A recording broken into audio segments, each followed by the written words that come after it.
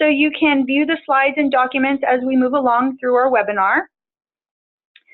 The Center for Healthy Communities, which is abbreviated CHC, is housed at the CSU Chico campus, and we are here in the room today to bring all of the California higher ed systems together as a means to support our high-need college students, specifically to help them apply for CalFresh and put money in their pockets for nutritious food. If you are on this call, then you are one of over 50 campuses who have taken the first step in becoming a subcontracting campus on CHC's prime contract. Note that CHC is one of only 5 prime contractors in the state, and you will become a subcontractor on this contract with us. I am Stephanie Bianco, the Associate Director at CHC and an Associate Professor in the Department of Nutrition and Food Science. We also have Jenny Breed, CHC's CalFresh Outreach Project Director, Amy Reason, CHC's Fiscal Analyst, and Naomi Stamper, CHC's Fiscal Manager, in the room to bring you a concise overview of the contract submission process and requirements. Please know that CHC has been a prime CalFresh outreach contractor since 2006, and we are prepared to make this statewide contract a reality and a model for the nation. Next slide. Before we begin, we would like to welcome Colleen Ganley from the California Community College Chancellor's Office and Denise Bevely from the CSU's Chancellor's Office, and thank them for supporting this work across the state. So we saw that Colleen is on the call, and we were just wondering if you'd like to say a few words, Colleen. I will unmute your line in just a moment.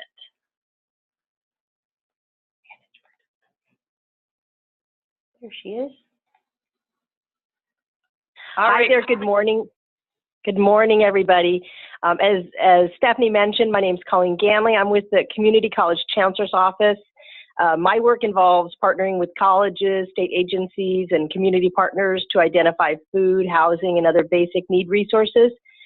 We've been working with the Center for Healthy Communities for over a year. We successfully co-hosted 11 CalFresh outreach trainings, and we have benefited so greatly from all of the work that you guys have been doing to get students enrolled in CalFresh. So just want to do a shout out and a thank you for all that work. We are very excited about the CalFresh outreach contracting opportunity with CHC, and we're looking forward to participating and to supporting colleges as they formally institutionalize CalFresh application support services.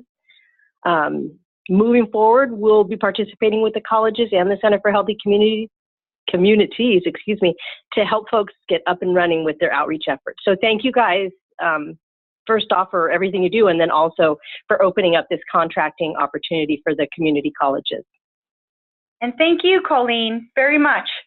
And we do know, you can see Denise's name on there as well, and we do know that she's actually boarding a plane in Sacramento at this time, but she did send her best wishes for a smooth contract submission. And as you can see from this map, we have all 3 public higher ed systems represented. The California Community College system with over 20 campuses, the CSU, 20 campuses out of the 114, the CSU system with 19 campuses out of the 23, and tentatively 4 out of the 10 UC campuses, and recently added a private college, St. Mary's, with great enthusiasm, knowing that private colleges do have many high-need students on their campus as well. The overall purpose of this webinar is to review the CalFresh outreach contract requirements and process for completing and submitting your subcontractor documents to us, CHC, so we can submit the final contract to the California Department of Social Services, also known as CDSS. So over the next hour, we will be reviewing the following: a basic overview of the CDSS CalFresh outreach program, explaining the difference between CalFresh and CalFresh outreach. And as you can see here, we refer to CalFresh outreach as CFO, and we'll do so throughout the webinar. Some people get a little confused because CFO also stands for Chief Financial Officer, but know that CFO is also the abbreviation for CalFresh outreach. Then we will discuss the programmatic activities and requirements that are included in a CalFresh outreach contract, what fiscal reporting requirements are included in the CalFresh outreach contract, and finally, review what specific documents you will be submitting for this contract over the next month. Jenny Breed will now briefly review the CalFresh program and distinction between CalFresh and CalFresh Outreach.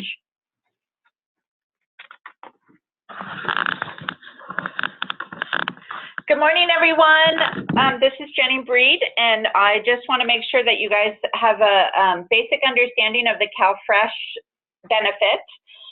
You may know this program as food stamps. This was what it was called about 10 years ago. The federal government changed it to Supplemental Nutrition Assistance Program, SNAP, and California changed the name to CalFresh. So if you see CalFresh, SNAP, food stamps, EBT, all of those are referring to the same CalFresh benefit in California, and that is funded through the Farm Bill, which is through USDA FNS, and comes to the California Department of Social Services. So just to kind of give you some background, you may hear some conversations about the Farm Bill currently going on, and it is important to just be aware of the conversations that are happening around that bill. CalFresh is definitely meant to provide eligible households additional resources to buy food at any store that accepts EBT. And a lot of grocery stores accept them, farmers markets, and so students could be using their CalFresh benefits at those, either on campus, and hopefully we can work with you to help those resources come on your campus, or they can be using it around campus. It is a nutrition program. If you look at the website for SNAP, it is focused on building nutrition capacity for the students. So not only that, but it will provide jobs and stimulates the economy because it brings a lot of dollars back into our communities. With CalFresh, students can purchase produce, whole grains, lean proteins, and seeds and plants that produce food. And the research has shown that they are using most of their dollars for these particular items. It cannot be used to purchase hot and ready-to-eat foods or alcohol, tobacco, medication, or supplements. So again, it is really a benefit that's focused on accessing healthier foods. And just as a clarification, sometimes people are unsure about this, but EBT cards hold public benefits, not just CalFresh. And so if you look at the visual down below, federal CalFresh dollars on a student's EBT card, those actually equate to a basket of groceries. And I know that I feel great joy when a student comes in and says, I went grocery shopping. Okay, so what does CalFresh Outreach do? So what we do is we actually work with the target population to get them enrolled in CalFresh.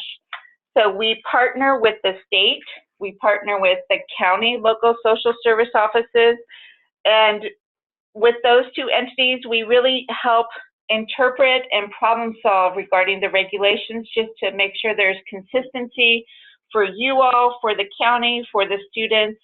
We also help promote correct, unbiased information about the CalFresh benefit. And that's really important because sometimes there is a stigma on campuses, and so we work really hard with you to develop messaging that resonates with students. Our CFO team also on your campus will provide some service or strategies to network with the organizations that are also working with some of the target audience. We can also provide bilingual support and create resources, and we will provide all those, well, most of the resources, and then we also translate them, and then we distribute them to all you all, so you can make those personalized for your campus. But basically, the CalFresh Outreach team, the team that we'll be working with on your campus, you will help your students through the entire application. So that means that you'll be promoting it, you'll be pre-screening them, you'll be walking them through the application, helping them with the application, and then you'll also help them through the 30-day application process. So we call the 3 hurdles is often what students come up against. So they have challenges with completing the application, so we help them with that. They have challenges with completing the required interview, even though it can be over the phone. We help them with that. We help them get their verifications in, which are unique to each student, so it can be a little confusing. And again, the visual below shows that all of these CalFresh outreach activities translate to these federal dollars coming to our students for, again, that basket of groceries. So CalFresh outreach is just the support to get those federal dollars to our students so they can go grocery shopping. And just a couple of pictures of outreach in action. We do tabling, we're at the farmers markets, and we also go to Sacramento to learn sort of about the legislation and bills that are in the system.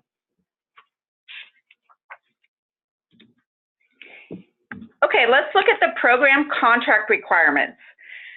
Basically, on the program side, you're gonna have program deliverables, which is essentially your scope of work. There are 5 scope of work items, which I will go into detail. Really, mostly you'll be working with 2 of them. You will also have to have all of your staff complete confidentiality agreements. It's a once a year training for anyone who is helping students.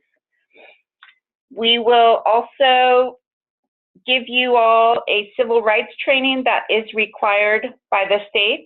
It's a 20-minute presentation. We also do annual face-to-face trainings with you all. So those might be on your campus, those might be in a region, but those will be required once a year for you to attend a face-to-face training. And then we also do monthly conference calls. And again, both of those are as needed. So if we need to do more trainings or more conference calls with particular campuses, we are definitely open and available for that. And as you can see, on-campus student staff teams are really effective. And so we would like to work with you to get that going on your campus.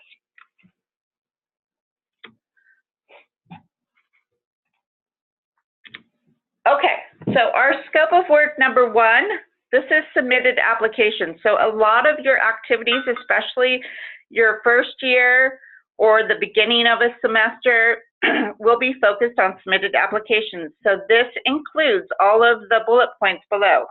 So it includes any promotion and outreach. So material distributions, workshops, presentations, drop-in assist, CalFresh days. All of those activities really support your scope of work number 1, submitted applications. And I was just going to say, as Jenny mentioned with the CalFresh Day, some of the systems may actually have designated days that you're going to be having as a system, and just know that those can be counted for that scope of work. Thank you, Steph. You're welcome. Say that. Oh, I'm sorry. Scope of work number 2 is approved applications. So it is important for us to provide that support to students so that not only are we helping them get their application to the county, but we're actually helping them get through that 30-day application process. And this is where we'll give you a template for a contact sheet. We'll give you a master log template. You'll put that into the master log, and then you'll go through and work with the students a week after they apply, 2 weeks after they apply, and really help make sure that they complete the interview, complete their verification submittal, and that you're working with the county liaison if there are any hiccups that come up. And we help you develop that relationship with the county. Scope of work number 3 and number 4, these are to keep students on the benefits ongoing throughout the year, throughout all their college years. Some of you all will have these as part of your scope of work, and some of you won't have it. It's not required. These 2 are not required. 1 and 2 are required. 3 and 4 are optional. If you think that you have a program already established and you're going to be having students come back in 6 months to help them with their SAR 7, then yes, please put some numbers in for your scope of work number 3 and then annual reporting number 4. If you are a first-year campus on our contract, I would recommend definitely the first year not putting anything in scope of work number 3 and number 4.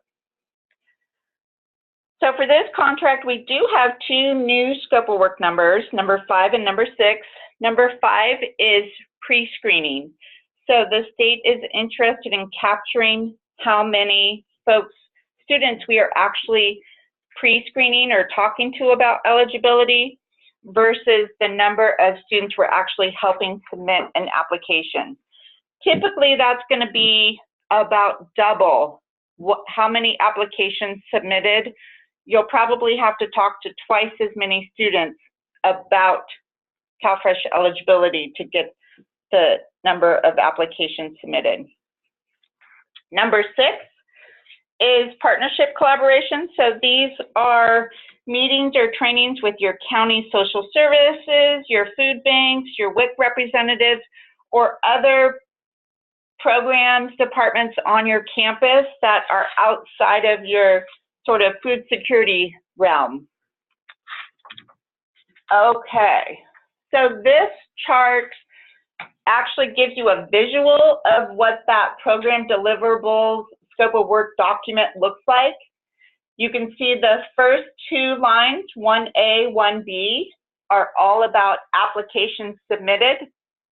The first one is electronic or online. The 1B is paper applications. We recommend that you go for online applications as much as possible and only use paper applications if you're not able to get online. So you can plan for all electronic as this proposed numbers looks. It has 630 for electronic, 0 for paper. That's totally sort of the norm of what we see. Item 2A and 2B are about approved applications. And again, one is electronic, one is paper. And so your master log will actually give you all of this data. So it'll be super easy to get these numbers. The items 3 and number 4, that's your SAR 7 and your annual recertification. And again, for this particular example, we've put 0 in those 2 because they're not required. But if you're a campus that has an established program, you would want to put some numbers in there. And again, you could just put guesstimates. Your CalFresh pre-screening numbers, so that's item number 5. Again, I would guesstimate that you're going to have to talk to twice as many students as your goal for applications submitted. So this is a little shy of that, but you know, just as an estimate, just be in that ballpark. And the last one is the stakeholder training.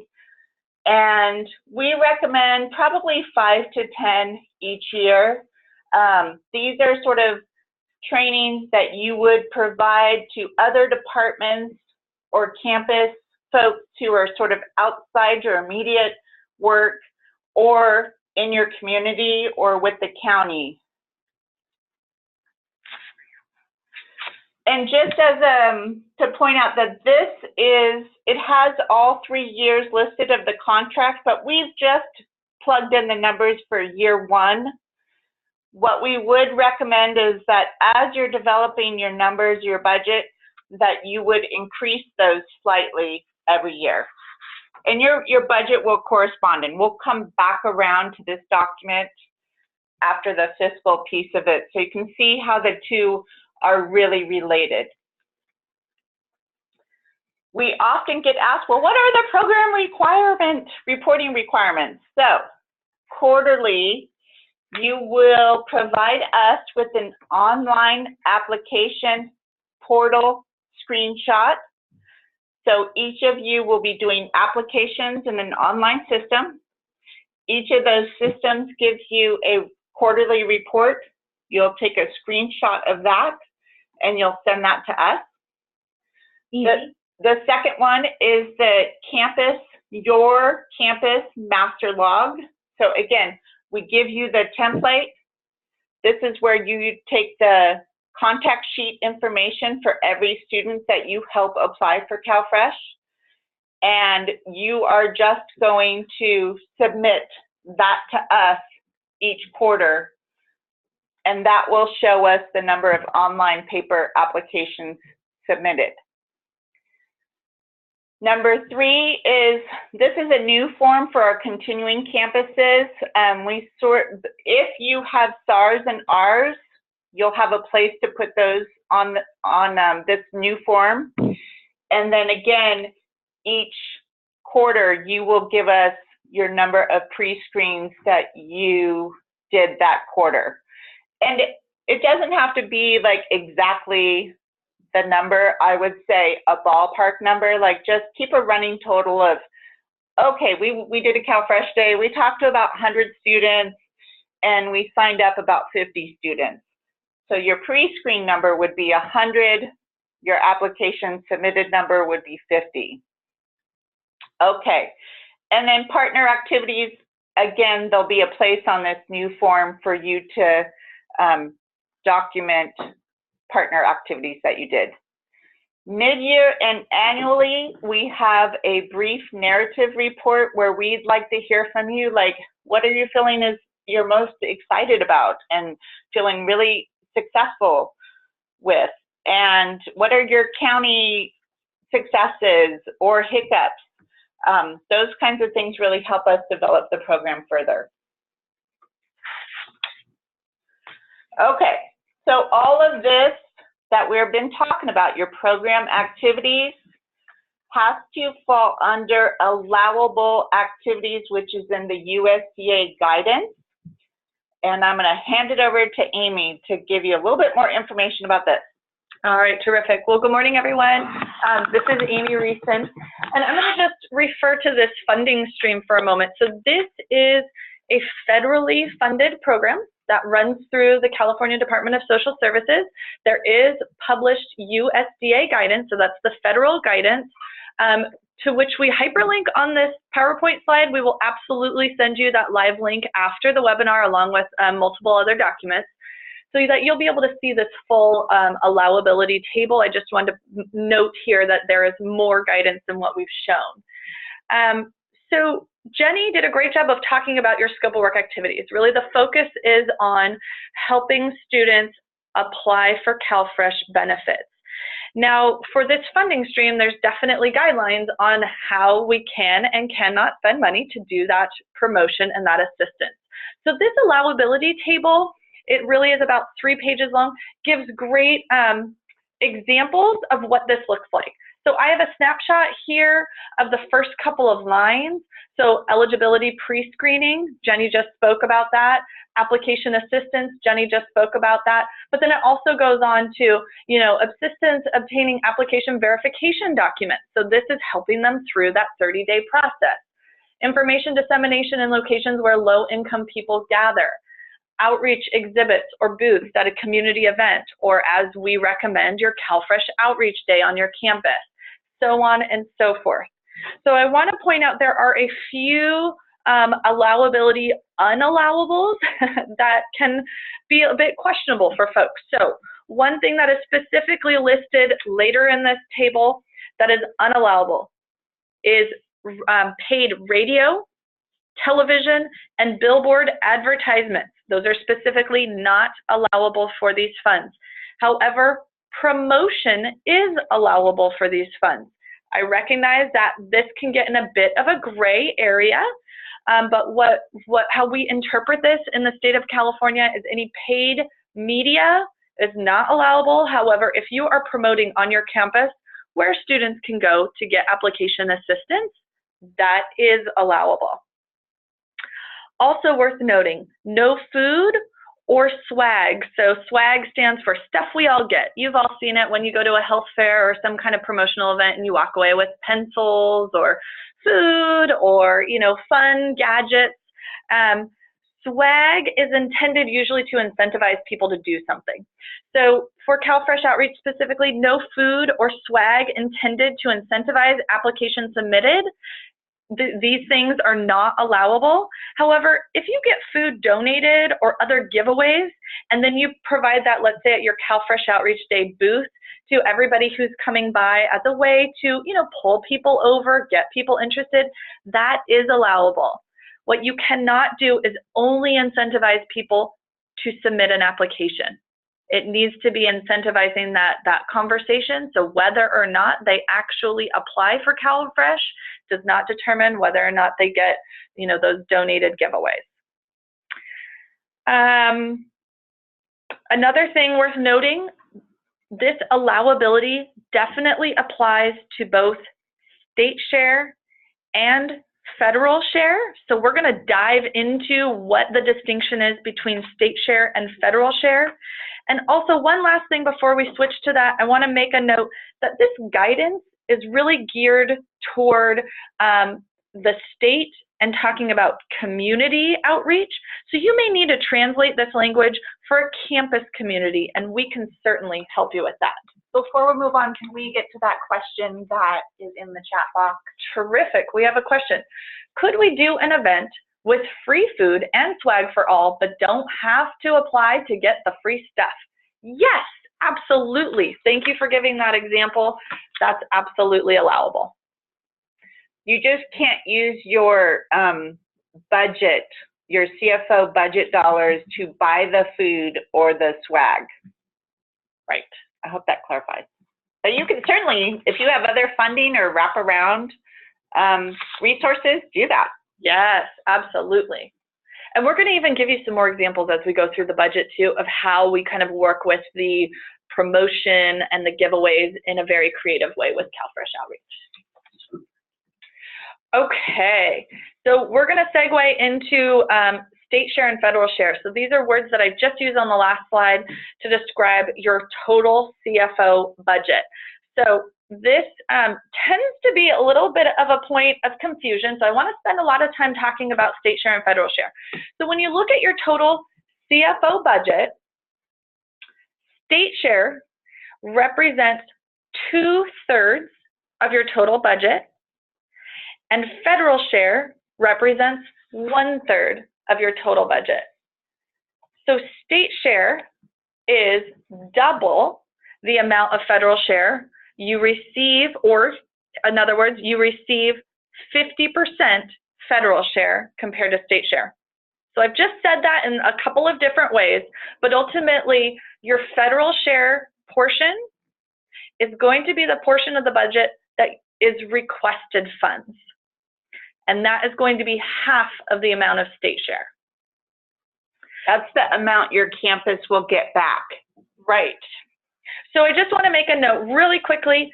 State share is the value of existing resources reported. There is no actual money exchanged. What we will ask you to do is report the value of those existing resources on your campus.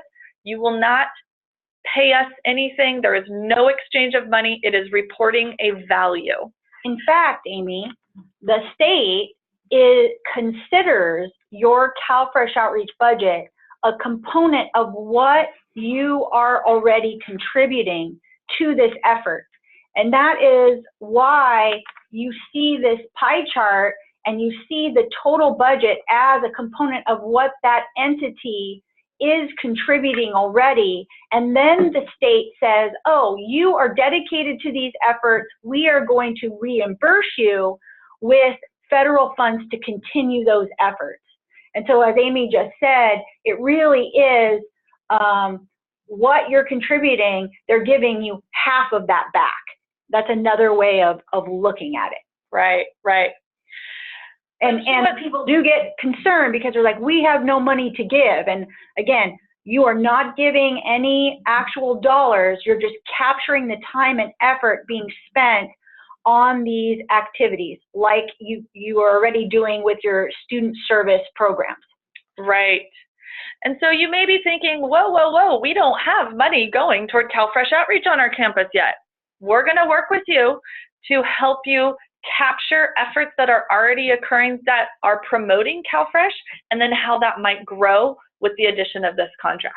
So we're going to help you identify that, those efforts. Also worth noting on this slide really quickly, at the bottom we say there is no maximum budget amount. This is true. From CDSS, they say there is no maximum amount for CalFresh outreach. Your primary limitation on your budget amount is going to be state share. How much state share can you capture? What value can you report? Okay, so I'm going to really quickly touch on fiscal requirements. So federal share, again, is up to 50% or half of the amount of your state share. It's also really excellent that you're going to be able to capture your full on-campus federally negotiated indirect rate. There is a detailed cost reimbursed budget for this contract. So if you're familiar with contracting, it's a typical 9-line item budget. They do ask for some details throughout, but it is a very typical grant and contract type overall structure. There, again, just stating one more time, there's no maximum budget amount. So let's really take a moment and dive into what is state share. Stephanie. Oh, my favorite topic. Okay, so we're looking here at, we're going to go through this concept of state share and federal share and the total budget and the actual impact it's going to have on your campus and the impact it's going to have on our students and our local economy. So state share is the foundation for building your CFO budget, as Amy mentioned. This image should help explain. It's based on the 2016-2018 two-year budget with the 11 campuses that we currently have. So looking at the top here, you're going to start this process similar to the way you're going to begin looking at your campus and your new contract budget, because it is the state share that has the greatest impact on the amount of federal funding you can receive for your CalFresh outreach activities. So recall from the previous pie chart slide where the red was the state share and the green was the federal share or reimbursement back to your campus. As you consider all of the activities you already do in support of the CalFresh outreach contract, which you can see here in red, like counselors at the counseling center who encourage students to go to the CalFresh outreach drop-in assistance desk, or pantry staff who help with CalFresh promotions or provide a space for CalFresh outreach, or faculty who supervise students in CalFresh outreach internships or fieldwork placements, this represents the portion of money for CalFresh outreach you will capture, and you're going to capture that effort as time with a dollar value, such as salary and fringe benefits. So for the past two-year contract, these 11 campuses reported close to $2 million in time and effort as state share, which equated to approximately $1.6 million for the subcontracting campuses and prime contractor in federal share reimbursement dollars. From there, you can see this federal share, again in green, that went to F&A, facilities or administration, or what's known as indirect costs, needed to support the program, and directly to the campuses for the application assistance, the follow-ups, the promotion, everything Jenny mentioned, to complete your scope of work. So it is this total CalFresh outreach budget of $3.6 million, the $2 million plus the $1.6 million, that helps students sign up for CalFresh. And that is it for the actual contract. However, once students are enrolled in the federally funded CalFresh program, then they receive money on their EBT card, which, as we've learned, approximately $150 per month for 12 months goes into their pockets. And that equates to close to $40 million for food. And that's what's in purple. These separate CalFresh program funds should not be confused with the CalFresh outreach contract. And we say that multiple times because that is a little confusing for people who are new. And then you can see, right, you see this $71.3 million impact, and that comes from the USDA's economic multiplier. They determined that for every dollar in CalFresh that goes into someone's pocket, it generates $1.80 in economic activity, which essentially means there's increased revenue, profit, jobs, and as we promote it in our local regions, it's really stimulating our local economy. Okay, and that is really how this program was intended. Now Naomi is going to dive into some examples, specifically example sources of state share on campuses and how we're going to arrive at a value. So before we jump into those examples, we're going to pause and take an opportunity for some questions. Because we have such a large group on the webinar, I'm going to leave the lines muted for now. So if you don't mind utilizing your group chat box to pose these questions, feel free. And then you're going to see on the screen, we're going to open up a couple of files.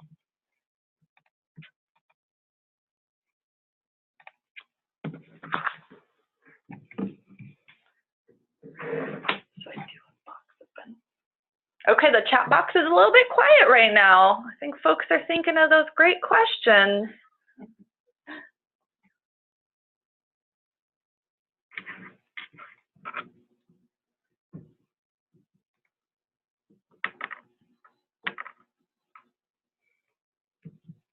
Yay, Excel!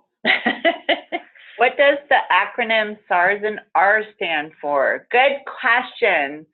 So SARS is the semi-annual report, and that happens after 6 months after you apply for CalFresh.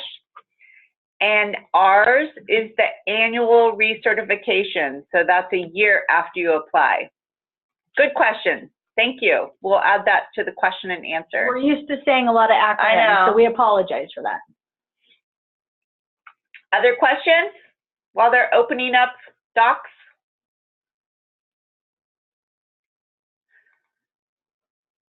Yes, will CHC be providing one-on-one technical assistance to colleges to develop budgets? So at the end of this presentation, we'll talk about next steps, and one of those is you'll have a conference call next week from your CHC point person who will have the conversation with you about developing your program, which will relate to developing your budget. So yes, that support will happen, and ongoing technical assistance related to the budget. For the master log, can we change some of the fields? It depends, because we like to have consistency across all campuses so we can roll it up easily into one support. So Penny, let's talk about that on the side. Oh, and the contact sheet, same question it looks like. Same thing with the contact sheet, but Penny, we can talk about what you're looking for. And then Joanna asked, I saw student internship program on the last slide. Are you recommending we hire students to staff the program over temporary staff?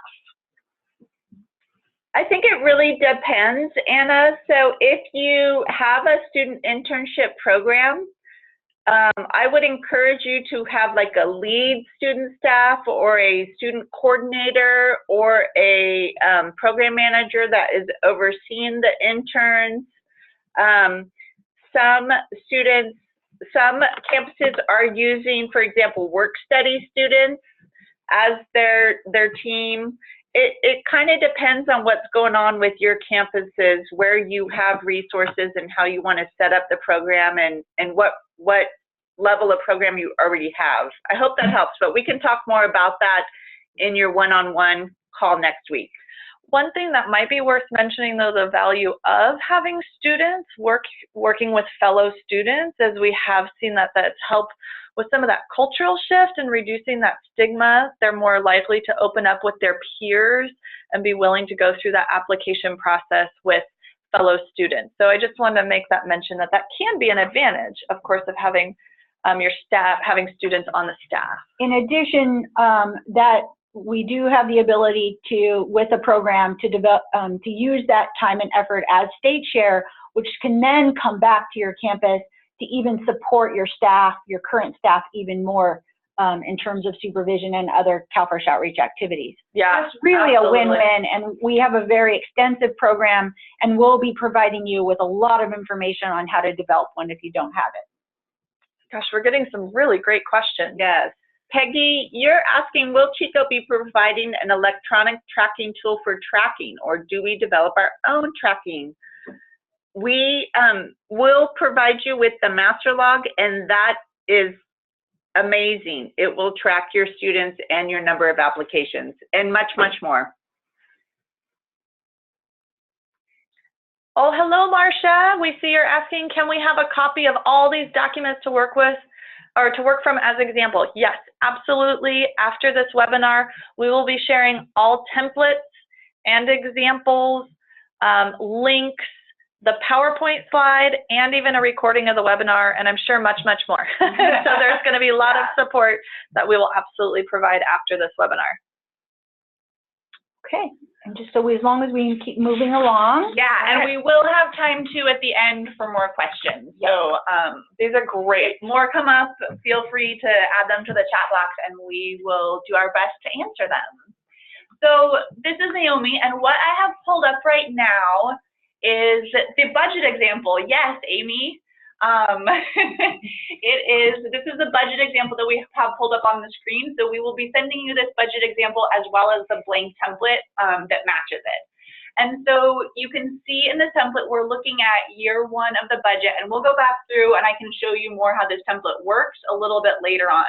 But what we wanted to point out to you was the personnel section up here and these example positions that we have listed, and then how some of this is split out. So you'll see that there's 4 positions listed in this budget example. One of them is unpaid interns, and we will get to your question, Amy, in just a moment. It's a great question. And then the other thing to point out is that each of these positions is split out between the state share amount that we're capturing and that person is contributing to this project in their efforts, as well as the federal share column that has the amount that these positions are getting paid from this contract. So that is the money that's going to be coming back to your campus. Because so much of your budget is dependent on the state share that you're capturing, we're going to dive more specifically into what these 3 positions represent and how that state share looks. So we're going to go back to the presentation, and then we'll come back to this document after. Great. Okay, so we're going to run through a scenario. So let's say on your campus, you have maybe a social work program or a nutrition program or maybe a health science program where there is required internship courses. And you have a faculty who is the instructor for those internship courses as a supervisor. It might be, let's say it's a 2 WTU course or a 3 WTU course. What you can capture as state share, and we have in this example, is a portion of that faculty supervisor time. So in the example in the sample budget, it's showing, let's say they make a little over $90,000 annual salary. We're capturing 0.2 of their FTE, or that equates to 3 WTUs or 8 hours per week, plus their fringe benefit rate, and we get a total value there between wages and fringe of $28,560. So this is an example source of state share where you can show that value of the faculty member who's supervising interns who are placed with the CalFresh outreach program doing the application assistance. Usually, it's nice to represent faculty because the internship is associated with a formal like field work or internship or externship class that generates units and credit, no credit grade. But this could also be a staff member on your campus who's supervising interns. So again, this is just one example of how you could capture that value of state share, but this may look different on your campus. And I know some of the campuses did not have, they had volunteers. Okay, yeah. But they didn't, and they were using them as their interns, but okay. They didn't have a class associated with that. And so this last year, they worked to developing a class so that those volunteer interns could actually get units for their transcripts. So that's definitely something, if you're interested in, you don't know if you have that on your campus or not sure how to do that, we can help you with that. Absolutely. And there's benefits on both sides to doing that, to integrating those interns and volunteers into the program, as well as solidifying that, or strengthening that contribution. Okay, so we're going to go to the next example that was in the budget. So I don't want to swap back and forth too much, but Naomi, I'm wondering if you can show them this example in the budget, because I want to point out this example line you're going to see was split to have some dollar value in state share and some dollar value in federal share. And if you click on the state share cell, you'll see in the formula here on this one, it's a quarter of their time. So what this represents is a program manager. Let's say this is the point person on the campus who is really orchestrating this CalFresh outreach program. There may be an existing staff member on your campus. Let's say, for example, they work with your food pantry on your campus, or maybe they work in the health center, and they're orchestrating other programs. So what we have in this scenario is that they are working at a 0.25 on CalFresh outreach, but a quarter of that is state share. So a quarter of a 0.25 position is a 0.0625, or 2.5 hours a week. And then 3/4 of that was in federal share. So that's the amount that they get paid for on this contract. So the state share, so positions can be split, where some of their time on CalFresh outreach is a part of their existing already state funded position, and some of it gets paid for through the CalFresh outreach federal share. So just to show the calculation, it's an example of an annual salary of $60,000 times that 0.0625 FTE plus their fringe benefit rate. So that shows a little over $5,000 as their state share portion. This kind of a structure we see on multiple campuses where they're tapping into an existing position. Part of it is state funded, part of it is federally funded. You may not use that scenario on your campus. Some folks can be strictly just state share. Some folks can be strictly federal share. So again, these are just some examples to work with. It'll look different on every campus. But in general, you do need to have sort of this program manager role on your campus, someone who is providing that oversight of all the programmatic activities, the quarterly reporting, and the outreach events, the drop and assist, helping to forge those forward. And again, that could be a piece of a person's role. And then you might have a staff or student coordinator who is dealing with the day-to-day, or this could be both that same person. Right. Kind of depends on each campus. Right.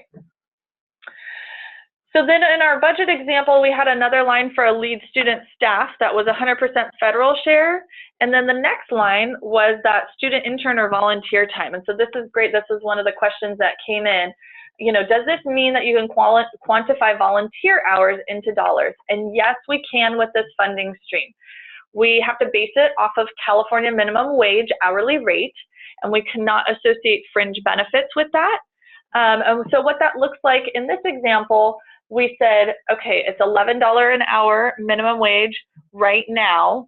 Of course, January 1, that will go up to 12, times 9 hours a week, times, let's say you have 17 weeks per semester, 2 semesters per year for 6 interns. The value of that comes out to be $20,000, just a little more than $20,000. Worth noting on this funding, we can only capture volunteers or interns for public entities, so this would be different for the private university. And then also we can only capture interns or volunteers that are part of an ongoing structured internship. So, so this is an ongoing program. It's not just a one-time volunteer that, let's say, comes to your CalFresh Outreach Day, helps at the table doing promotion, and then walks away and doesn't participate in CalFresh Outreach again. We wouldn't want to capture that time. We would want to capture your ongoing volunteers. who are trained on CalFresh outreach. They understand the program. They might be helping with some application assistance, or they might be helping with doing the log or the follow-up, so on and so forth. Okay, any other notes on that, Jenny? Okay, so great. Now we're going to, there's another one. So this last example that we're going to run through is not mentioned in that example budget, but we just want to throw out a couple more ideas. So some things that have come up and we've seen even on our own campus. You have staff in the financial aid office, the career and internship center, the EOP office, the health center, let's say your counseling and wellness center, your foster youth program, so on and so forth, that might be referring students to come to your drop-in assist days, or who are promoting CalFresh, students who have need other support for other basic needs, and they're also bringing up CalFresh as one of those benefit programs to help them.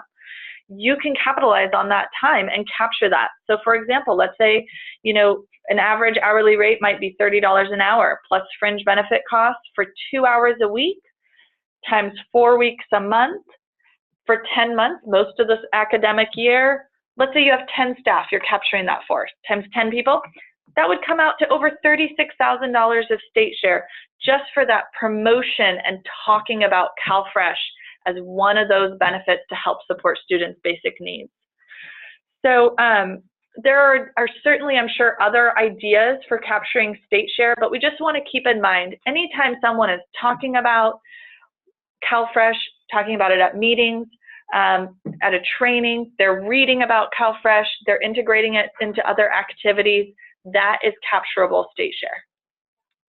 And just to mention, so when you look at that bullet at the bottom, tasks include referring students, completing pre-screens, attending trainings, facilitating presentations. What I would do is I would just do a brainstorm. Who on your campus might be these people? And let's say you come up with, I don't know, 20 people. And then really looking at where you're going to get the biggest bang for your buck. So you do not want to capture time and effort for someone who is, you know, doing those activities, but only, you know, once a month or once a quarter, or you want to pick people who are really contributing it on a regular basis. Yeah, yeah. That'll give you the largest value of state share. Yeah. Okay, so now we're going to go back to Naomi and circle back around to that budget example again to go in a little more detail. And so this, what's up on the screen right now is just some of the things we're going to talk about while we're looking at the budget. And so you can re-reference this when you have the budget in hand if you have any questions about where you're supposed to be entering information. So if you go to our example template, you'll notice down at the bottom there's 4 different worksheets.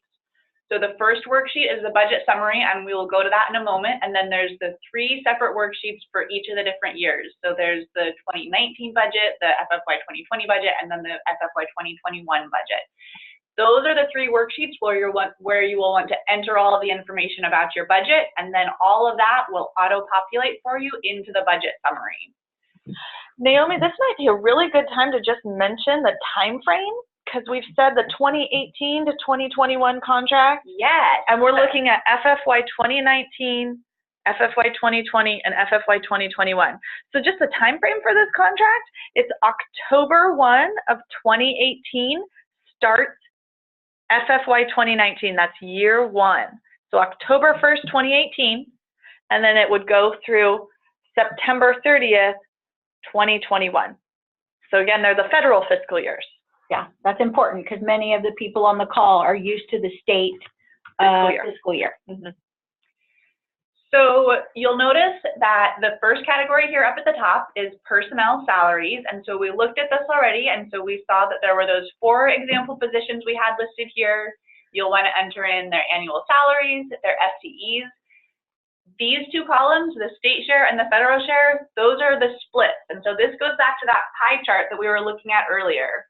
So overall on your budget, your state share will be 2/3 of that pie and your federal share will be 1/3 of that pie.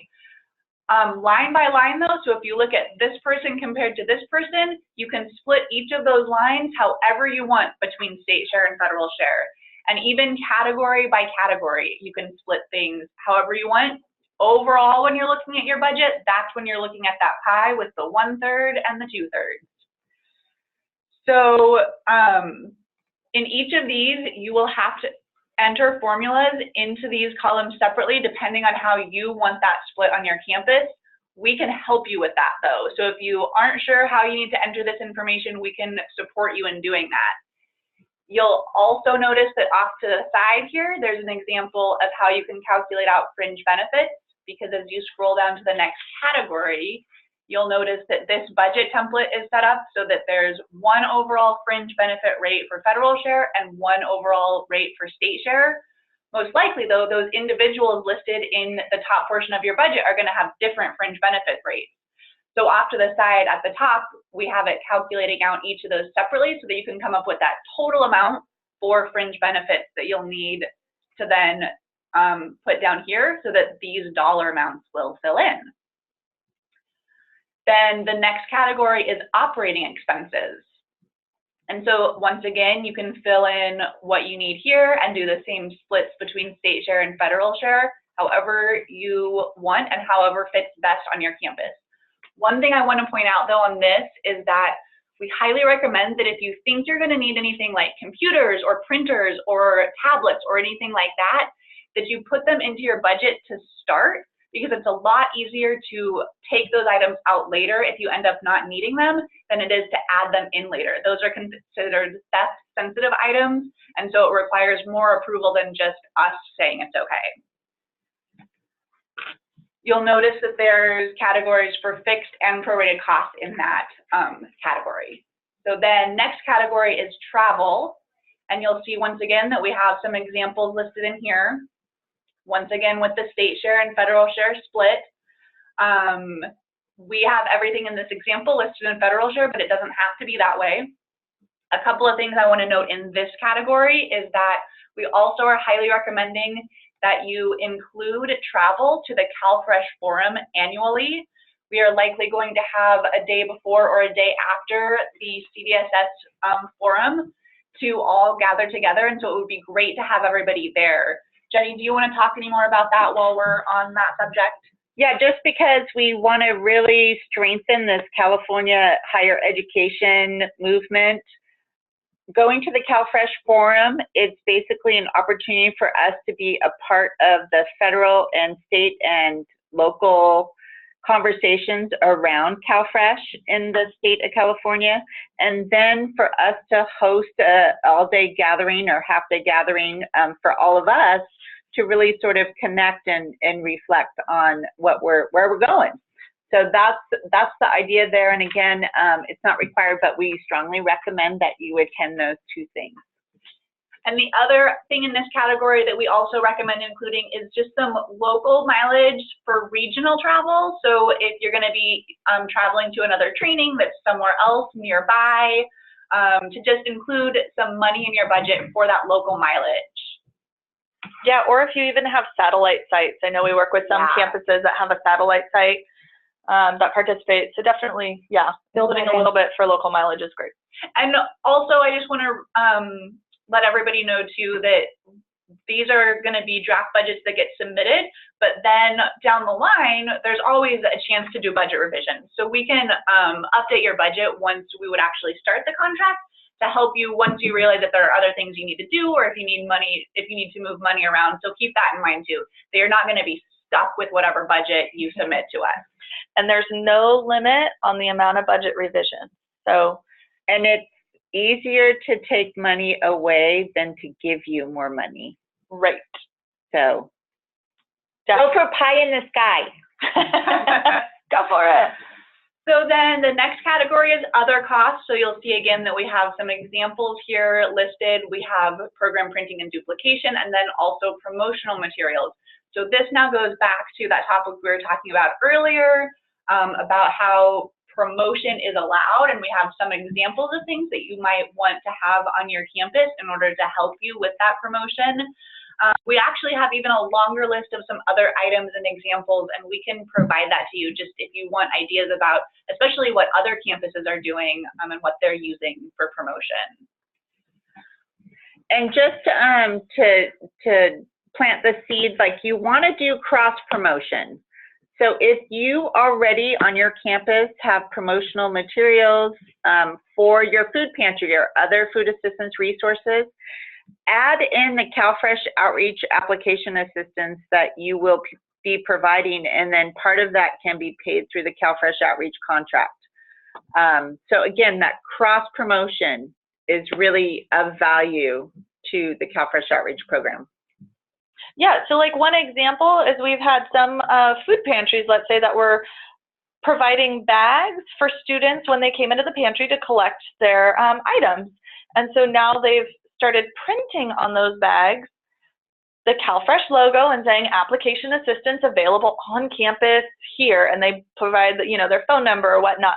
That screen printing on the bags is absolutely an allowable cost on CalFresh outreach to do that cross promotion.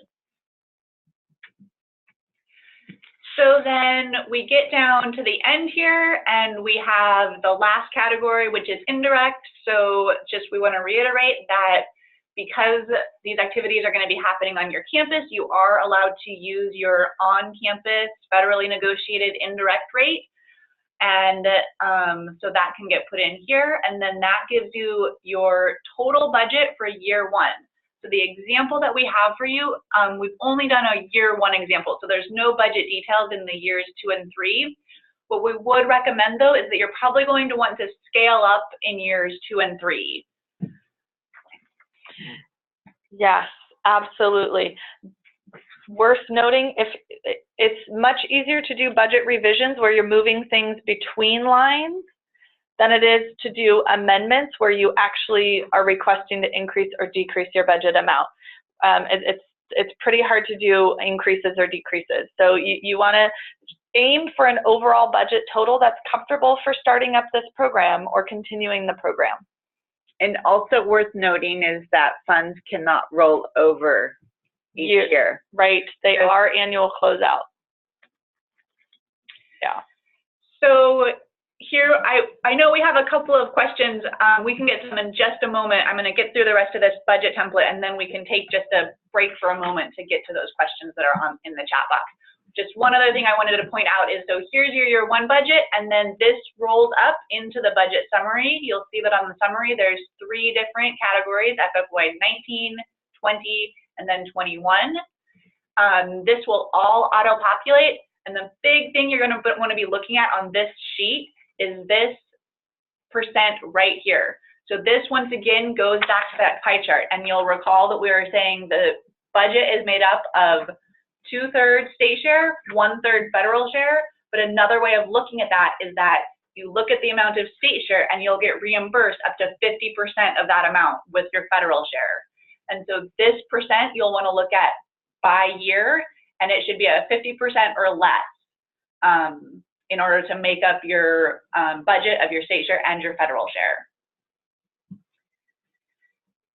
So that is the budget template, and then we're going to go back to our presentation with just a few things to keep in mind when you're working on your budget. Okay. Did you want to take those questions now before we move into scope of work? Yeah, okay. So there's some great questions here. So I think there's even one. I know, I think so. Here's the first one.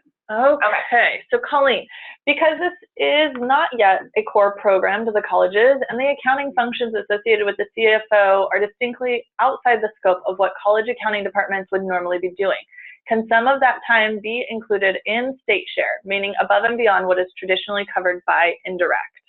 Okay, so if that position, so the accounting position, if that position is already captured in your indirect cost pool, it cannot be captured. However, if what you're saying with them going above and beyond, they're also getting paid like additional employment, we call it on our campus, so, or overload, then that could get captured. Or if you have some other staff person that's going to be helping with reporting and invoicing and those types of things, which even though oftentimes something like invoicing would fall under your foundation or your accounting department, but if somebody else is assisting with that, then that can absolutely be in your budget. Yeah, so we just can't also direct charge people who are in the indirect cost pool. But if that additional person Naomi was describing is not in that indirect cost pool, then yes, you could capture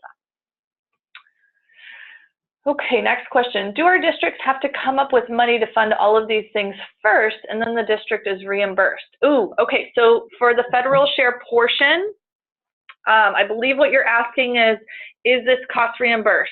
So yes, we are cost reimbursing in arrears. You'll be invoicing quarterly and then be reimbursed those costs. However, if you're talking about state share, no. Remember that you're not paying for anything above and beyond what your campus is already doing. I hope that answers that question. If not, let us know. Right. Next question. Can the CCC Hunger Free Campus Initiative funding be used to fund a position or other activities for this effort? And can we receive the federal reimbursement for that time expense as well? Some of you might also recognize this as SB 85 funding. And yes, that is absolutely an allowable source of state share. So yes, if somebody is working using those SB 85 funds for their position and it is contributing to CalFresh outreach allowable activities, absolutely capture that as state share, and then that can help increase your federal share requested funds. And we have heard that that money may be occurring every year. That's the rumor. But just keep in mind, if you are going to be using that as state share, I know a lot of campuses are already using some of that funding. So what can be used as state share has to be anything that's being used starting October 1st and moving forward. Good clarification. Next question. And then one last question here, I think. As I understand this opportunity, these are up to budgets. As colleges build big budgets and don't wind up capturing funding the full state share and don't wind up pulling down the full federal share, there are no penalties, right? So yes, I want to make a few clarifying points though to that. We do want you to make sure that your budgets are going to be big enough in order to conduct these activities. We do still want you to be realistic though in terms of your budget. So they are definitely up to budget. You will not be penalized if you don't capture all of the state share or spend all of the federal share. What you're going to be held to is that 50% reimbursement. So we can reimburse you up to 50% of whatever state share you're capturing. Good question. So I want to step back to those SB 85 funds really quickly and just give an example. Let's say your campus is receiving $20,000 in that SB 85 funding, and half of that maybe is going toward CalFresh outreach allowable activities. That would be $10,000 captured as state share. You could then draw down another $5,000 in federal share reimbursement. So then you're increasing that total amount of funding from $20,000 up to $25,000. So that's a nice way of looking at how those funds can complement each other. Okay, so again, just reiterating, when developing your budget, it's that state share that really helps to drive this whole formula. The other thing we want to mention is looping back around to the scope of work or deliverables that Jenny covered and how we want those to align with the size of your budget. So I'm gonna work backward here just a little bit. So this is a ballpark estimate. This is not a requirement, but this is a good way that CDSS looks at our budgets. They say, okay, for your total dollar amount for 1 year, if you were to divide that by $320, this would be an estimated number of applications approved that they would expect to see. Again, it's a ballpark. It doesn't have to be that number exactly. So using the example budget we just showed you, it was a little over $116,000 total budget divided by 320. That gives 365 as the estimated number of approved applications. The statewide average approval rate is 58%. So if 58% of your applications are approved, we would anticipate then about 630 applications would be submitted in order to reach that 365 applications approved. So this is meant to be an example way that you can help look at your scope of work. But again, we want you to build a budget that you need to develop this program. Your scope of work is a goal amount, and there is no penalty language in the contract that if you don't hit that goal, it's okay. We want you to be striving toward that and working through the process. On the next slide, looking at those other items in the scope of work that Jenny covered, again, the SAR 7s and the annual recertifications are not required. So in the example we gave you for year one, we just put zeros. You could put numbers, as Jenny mentioned. For item number 5, the pre-screening, this is an estimate number, but we anticipated it might be about double your application submitted. As Jenny mentioned, for every 2 people you talk with in pre-screen, 1 might be eligible to move forward with that application submission process. Then the stakeholder trainings, this is just an estimate amount. We recommended, it stay low, maybe 5 to 10 per year. All right. Fiscal reporting requirements. So this is quarterly fiscal reporting. Template invoices are provided. We do, along with those invoices, require backup documentation for personnel costs only, and that is in the form of what's called a time and effort form, or what we refer to as TEFs. Time and effort forms, again, have templates. There's 2 different versions. The requirements are that hours are captured. It's, again, number of hours, not a percent of someone's time, and the employee and supervisor must sign. Templates will be provided, and then these are reported on a quarterly basis along with your quarterly invoice. Other backup documentation is to be held on site, to be reviewed only during fiscal desk reviews. So again, invoices are quarterly and are accompanied with that personnel backup documentation of time. So next, we're going to just jump into what we need to do moving forward and what we're going to need from you all. So what's listed up on the screen right now are the documents that are required for the submission of this contract. So we require the program deliverables worksheet, a 3-year budget, a contractor information form, an on-campus F&A justification letter, your negotiated indirect cost rate agreement, and then also a FAFATA subaward form. So really quickly, I'm just going to show you those forms so that you can see what we're looking at, and then we will give you a little bit more instructions. So here was the example budget, which we already looked at. Then we will also be sharing a blank template with you that's that same template. It just doesn't have any of the example information added into it. Then here is the program deliverables worksheet, which will represent your scope of work.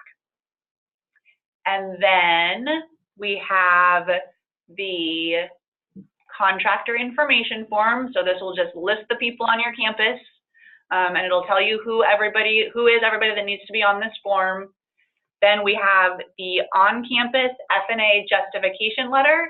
So this is a sample that you can fill in with your campus, and this is just assuring CDSS that no less than 75% of the activities are occurring on your campus, and this is what allows you to use your on-campus F&A. And then the last form is the FAFATA form. We will send you all of these templates today so that you can have them to start working on as soon as possible. And to get started, we highly recommend jumping off with your budget. That's going to, your budget and your scope of work will drive the conversation and drive the development. Okay, we're getting close to the end. So next steps for you all, we'll want to make sure that you connect with your pre-award or contract unit to get going on this. And also at that same time to confirm your on-campus routing timeline. So that is essentially how long your campus needs in order to get all of the approvals in before you're allowed to submit anything to us. Next week, we are starting to do those one-on-one calls with you, and so your CHC point person will connect with you, and they can help you with pretty much whatever you need. So if that means you need help jumping off with your budget, they can do that. If that means you've started your budget and have questions, they can do that. So whatever you need next week. And then in terms of timeline, document submission, we're asking for draft docs by the 1st of May, and then final docs by May 11th. So that is 4 weeks from today, May 11th. Just wanted to point out that those emails should have already gone out last week to connect you with your one-on-one point person. If you have not already done so, please be sure to sign up for your support call as soon as possible. Do you want to answer that question before we wrap up? Sure. So if our campus hosts a farmer's market which promotes CalFresh and accepts CalFresh, can the value of the facilities or space be used to captured as state share? Okay, so this is a really great question, and this depends on how your campus develops their indirect rate or F&A rate, because half of that equation is facilities, so facilities and administration. So if this farmer's market is on your campus, you're saying your campus hosts that farmer's market, if it is occurring on your campus, typically state-supported space is included in your on-campus F&A or indirect rate. But if they're using a space that is not, then yes, you can capture that as state share. So again, if it's already captured in your indirect rate, then you can't double count it. Okay, we're ready to wrap up. Stephanie. Okay, so we know after all of this that it may seem a bit overwhelming, but please note that the CHC is here and we're led by many highly competent, experienced, and really very patient staff, we promise. And as you complete your documents and become a subcontractor, we as the prime will be there with training and technical assistance. We're going to have the templates you need with all the details and outreach resources to make sure that this is all streamlined and you can complete your scope of work activities. We really have been working behind the scenes for over 6 months in preparation for this new contract, and we are ready to support all of you. Please note that when I say support, I don't mean just in a group setting like we are here today, but actually a one-on-one basis with a CHC point person. And I know Jenny and Naomi mentioned that a few times, but regardless of the number of contracts you've had in the past or your experience with Excel, if you're scared of Excel, it's okay. Or even if you don't even really understand social services, we're gonna help you each step of the way, and we're gonna provide you with answers. We're gonna have question and answers online. We're going to be available by email or even over the phone. We have a lot of campus partners already who can attest to this, so please be reassured that we're going to be here for you. So here you can see from the slide, every campus has a trained CHC point person, and that person, if they haven't already contacted you, will email you after this webinar. If you do not hear from anyone, maybe you have a different person that's on this call than was originally planned, just email chcproposals@csuchico.edu and we'll get back to you as soon as possible. Okay, so we thank you so much for all being on this call, and we just want to pose, some questions. We have a little bit of time left, and please use the chat function at the bottom. And if you want to talk, just let us know and we'll unmute you. And really quickly before we get to your questions, I just wanted to mention something to our current contractors. So since we had sent you templates a few weeks back, we have been working with them and we noticed a few things that needed to be fixed. So we fixed a formula in the example budget fringe calculations, and then we also fixed a formula that was occurring in the indirect for years 2 and 3. It wasn't being auto-populated into the summary sheet. Oh, good. And then there are also 2 new items on that program deliverables worksheet. So those were 2 new items that CDSS added. So we will send you these updated templates, but also if you need help updating what you're currently working on, we can help you fix your template. Okay. Okay, so Joanna has a question. Do you see these contracts continuing past 2021? I would say yes. Just that if I were to foresee the future, just because we've been doing this since 2006 and we've been identified as the prime contractor to support campuses, I really think that this is a movement that you all are jumping on board, but it will continue to be a focus of the state. So good question. And possibly even nationally. I mean, USDA is really promoting this emphasis on supporting our students in higher ed. I would like to say too that, you know, we started not really recognizing how many students were in need, and there was a stigma when we first started. I will tell you, after the past 2 years, it has completely changed. We even have to do very little outreach because of the peer-to-peer conversations. Students are just running into our pantry every day, wanting to sign up for CalFresh. We even think at one point there were 1,000 per campus. It could be as high as 3,000 depending on the size of your campus. So we started off showing you some relatively low numbers of, you know, 300, 500 applications, but really over time and the more you develop your program, you're going to see these numbers shoot up. It will be relative to the number of students that are getting Cal grants and really have financial need. Any other questions before we let you go on this Friday morning? And thank you for all the kind comments that are coming in. We see those and we appreciate it, all the support back as well.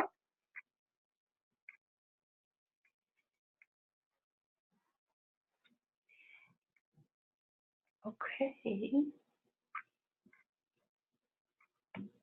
Okay, Steph, I think we're ready to say goodbye. We are? Okay. Yeah. We're so very enthusiastic about this movement and genuinely are very excited to have you on board. So thank you very much. Please reach out if you have any questions. We're here to walk you through anything that you're not sure about. Happy Friday. Happy Friday. Woohoo! Thanks everyone for joining us. Bye.